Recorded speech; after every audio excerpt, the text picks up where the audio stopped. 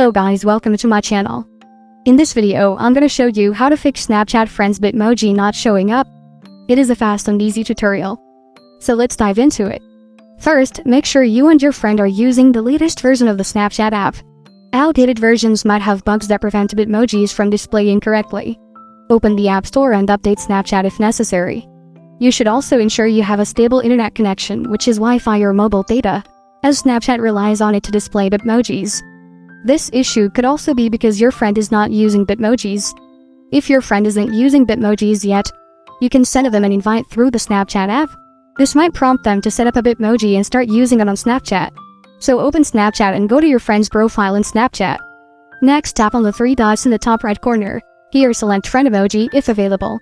Tap invite to send them a reminder to set up Bitmoji. If the above checks don't work, try removing each other as friends on Snapchat and then re-adding each other. This can sometimes refresh the connection and resolve display issues. That is how to fix Snapchat friends Bitmoji not showing up. Thank you for watching. If this video was helpful, please leave a like and subscribe to my channel for more videos like this.